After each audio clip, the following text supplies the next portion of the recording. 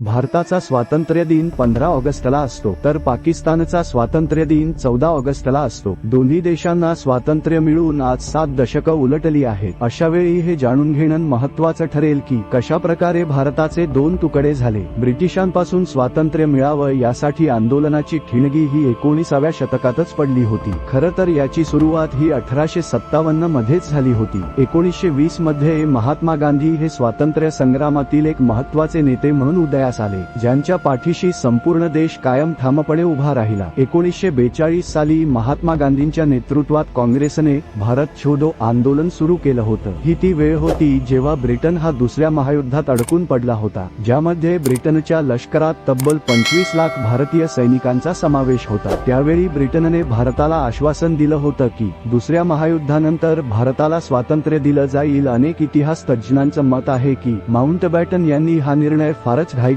घेतला होता। मुस्लिमांसाठी वेगळ्या देशाच्या मागणीवरून होणारा हिंसाचार इतका भडकला होता की ज्यामुळे याविषयी एक सर्वमान्य कराराची चाचपणीच झाली नाही की जो करार काँग्रेस आणि मुस्लिम लीग या दोघांना मान्य होईल। जिन्ना यांच्या हट्टापुढे त्यावेळी भारतातील जवळपास सर्वच नेत्यांनी गुडघे टेकले होते। फक्त एकटे गांधीजीच असे नेते होते की जे यासाठी तयार नव्हते। असंही म्हटलं जातं की तेव्हा गांधी असं म्हणाले होते की ते जिवंत असेपर्यंत देशाचे दोन तुकडे होणार नाही। पण स्वतंत्र देशाच्या मागणीला बऱ्याच भारतीय नेत्यांनी दिलेल्या होकारामुळे माउंटबॅटन यांचं काम सोपं झालं होतं। स्वातंत्र्याच्या आश्वासनामध्ये होती फाळणीची आग।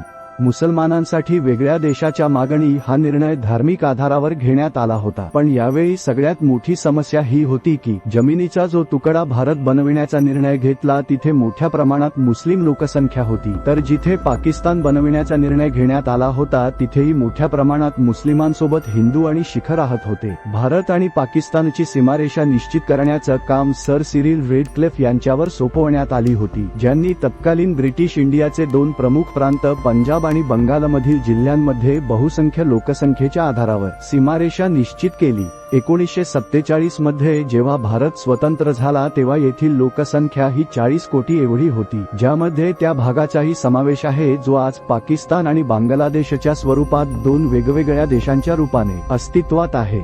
जेव्हा देशातील लोक हे ब्रिटिश सरकारपासून स्वातंत्र्य मिळेल याबाबत आश्वस्त होते त्याचवेळी फाळणीच्या एका ठिणगीने देशात वणव्याचं रूप धारण केलं आणि ज्यामध्ये लाखो लोकांचे जीव गेले। यावेळी कोट्यवधी लोकांना आपलं सारं काही सोडून भारतात यावं लागलं। प्रत्येक ठिकाणी होतं दंगल आणि हिंसाचाराचं वातावरण। असं म्हटलं जातं की जेव्हा यावेळी दोन्हीकडे दंगल भडकली तेव्हा तब्बल 10 लाखांहून अधिक लोकांचे प्राण गेले। दरम्यान काही रिपोर्ट्समध्ये हा आकडा 20 लाख देखील सांगण्यात आला आहे। फाळणीने कोणालाही सोडलं नाही।